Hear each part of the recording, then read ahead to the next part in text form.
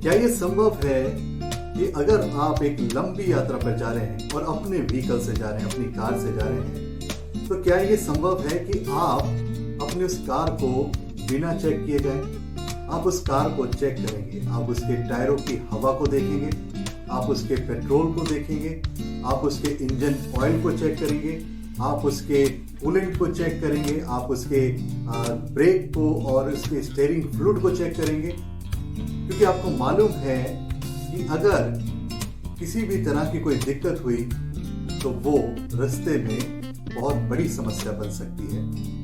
उसी तरीके से जब आप किसी नौकरी के इंटरव्यू के लिए जा रहे हैं तो क्या आप अपने साथ उस अपनी एजुकेशन के सर्टिफिकेट्स को लेकर नहीं जाएंगे?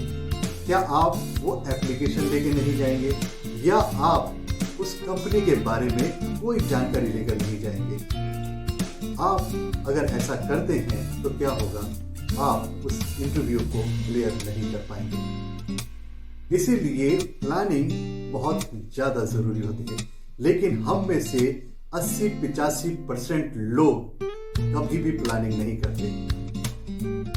आज जो वचन हमने मनन के लिए लिया है वो है उत्पत्ति की किताब, उसका पहला अध्याय और उसकी 26वीं आयत, जहां पर लिखा है, फिर परमेश्वर ने कहा, हम मनुष्य को अपने स्वरूप के अनुसार अपनी समानता में बनाएं और वे समुद्र की मछलियों और आकाश के पक्षियों और घरेलू पशुओं और सारी पृथ्वी पर और सब रेंगने वाले जंतुओं पर जो पृथ्वी पर रेंगते हैं अधिकार रखे।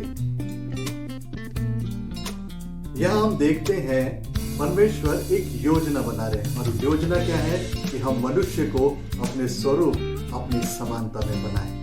परमेश्वर एक योजनाकार है और वो तमाम कार्य अपनी योजना के अनुसार करते हैं। उन्होंने ऐसे ही नहीं कह दिया कि जाओ और सब कुछ बन जाओ। क्या किया? हर एक दिन उसने अलग अलग चीजों को बनाया। चाहते तो वो एक बार में बोल देते, उनके वचन के अंदर वो सामर्थ है, वो ताकत है, वो चाहते थे और बोल देते कि सब कुछ बन जाओ, और सब कुछ बन जाता। लेकिन परमेश्वर ने क्या किया? हर एक एक दिन उन्होंने अलग अलग चीजों की रचना की, और उसके बाद उन्होंने 7वें दिन क्या किया? उन्होंने विश्राम किया। परमेश्वर एक योजनाकार है और प्लानिंग उसे पसंद आती है। हम एक और वचन को देखते हैं, लूका रचित सुसमाचार, उसका 14वां अध्याय 28 से 30 आयत, जहां पे कुछ इस तरह से लिखा है, तुम में से कौन है जो गढ़ बनाना चाहता हो और पहले बैठकर खर्च ना जोड़े कि पूरा करने की सामर्थ मेरे पास है कि नहीं? कहीं ऐसा ना हो कि जब वह नींव डाल ले पर तैयार ना कर सके तो सब देखने वाले यह कहकर उसे ठट्ठों में उड़ाने लगे, यह मनुष्य बनाने तो लगा पर तैयार ना कर सका। इसीलिए मेरे को जीवन के अंदर प्लानिंग करना बहुत जरूरी है। परमेश्वर हमें इन बातों से, इन वचनों से सिखाता है कि प्लानिंग मेरे और आपके जीवन के लिए बहुत ज्यादा इंपॉर्टेंट है। अगर हम अपनी उस प्लानिंग को अपने जीवन के अंदर नहीं करते तो हम जिंदगी में कहीं भी नहीं पहुंचते हैं। हमने देखा कि कैसे परमेश्वर ने अपनी योजना के तहत मूसा, यहोशू, दाऊद, यहाँ तक कि प्रभु यीशु को भी इस्तेमाल किया। परमेश्वर मुझसे भी और आपसे भी यही चाहता है कि हम प्लानिंग करना सीखें। हम प्लानिंग करें अपने लिए, अपने घर के लिए, अपने परिवार के लिए, अपने चर्च के लिए, अपने देश के लिए, अपने समाज के लिए। और जब हम प्लानिंग करें, वो क्या करें? उस प्लानिंग को उस खुदा के पास लेकर आएं, और परमेश्वर क्या करेगा? उस प्लानिंग को अपने अनुसार आपके लिए पूरा करेगा। इसीलिए आप ये ना सोचें कि हमारे प्लान तो जो है हम बनाते हैं और वो प्लान तो सारे के सारे फेल हो जाते हैं, हमारे प्लानिंग के तो कोई फायदा ही नहीं है, तो अब तो जो कुछ होगा उस परमेश्वर की मर्जी के अनुसार होगा। जी हाँ, सब कुछ परमेश्वर की मर्जी के अनुसार ही होता है, लेकिन परमेश्वर मनुष्य से चाहता है कि वो अपनी मर्जी उस खुदा को बताए और फिर खुदा अपनी मर्जी के अनुसार उसके जीवन में कार्य करता है। मैं और आप अपने जीवन के अंदर इसीलिए परेशान हैं, इसीलिए उन ऐसी स्थितियों में, ऐसी परिस्थितियों में फंसे हुए हैं क्योंकि हमने कभी भी उस प्लानिंग के अनुसार काम नहीं किया। आज अगर हम मतलब दर्द में हैं, तकलीफ में हैं, बीमारी में हैं और अगर हम जो है गरीबी के अंदर हैं, आज हम मोहताज हैं, तो वो किस लिए? क्योंकि हमने अपनी जिंदगी के अंदर प्लानिंग नहीं की है। अगर हम सही तौर से, सही तरीके से प्लानिंग करते तो शायद आज जिस स्थिति परिस्थिति के अंदर हैं हम उस स्थिति परिस्थिति में नहीं होते। हमें प्लानिंग करना जरूरी है। अपनी पढ़ाई के लिए प्लानिंग करने की जरूरत है, अपने कैरियर के लिए प्लानिंग करने की जरूरत है, अपने परिवार को किस तरीके से चलाना है उसके लिए जरूरी है, हमें अपने देश को, अपने चर्च को, अपने समाज को किस तरीके से चलाना है उसके लिए प्लानिंग जरूरी है। लेकिन उस प्लानिंग को बनाने के बाद उसे परमेश्वर को सौंपना उससे ज्यादा जरूरी है।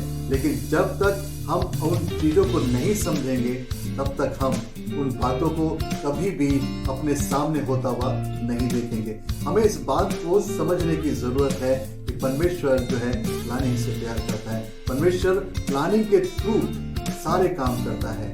ये सूरज, ये चांद, ये सितारे एक प्लानिंग के थ्रू ही चलते हैं और जो भी मतलब चीजें हम आसपास देखते हैं वो सब कुछ उस परमेश्वर की एक प्लानिंग का एक हिस्सा है। आइए हम दुआ करें।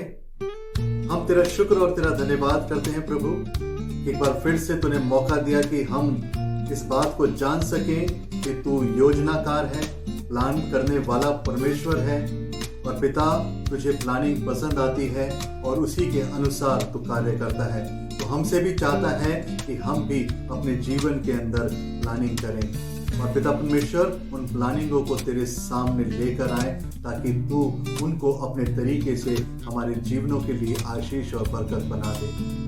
पिता अच्छा मन, अच्छी सोच, अच्छी समझ हमको दे। हम इस बात को जान सकें कि पिता प्लानिंग हमारे जीवन के लिए कितनी महत्वपूर्ण है। उसी प्लानिंग के थ्रू हम अपने घर को, अपने परिवार को, अपने देश को, अपने समाज को बदल सकते हैं। तुझसे दुआ और प्रार्थना है कि जब जब हम प्लानिंग करें हम उस प्लानिंगों को तेरे सम्मुख लेकर आ सकें खुदा। और पिता तू उस प्लानिंग को अपने अनुसार, अपनी सामर्थ्य के अनुसार खुदा हमारे जीवनों के लिए पूरा कर। पिता इन तमाम भाई बहनों के लिए तुझसे दुआ और प्रार्थना है कि इन तमाम भाई बहनों पर आप अपने अनुग्रह, अपनी दया, अपनी करुणा को बना के रखें खुदावन और किसी भी तरह की कोई कमी घटी खुदावन इनके जीवन में, इनके शरीर में, इनकी आत्मा में ना पाई जाए, परंतु सब बातों में खुदावन ये मिलकर तुझको, तेरे नाम को इज्जत, महिमा और जलाल देने वाले ठहरे। ये सब कुछ मांगता अपने खुदावन यीशु मसीह के वसीले से सुन और कबूल कर, आमीन। प्रभु आप सबको आशीष दे, बरकत दे और आज का दिन आप सभी के लिए मुबारक करे। जय मसीह की। God bless you.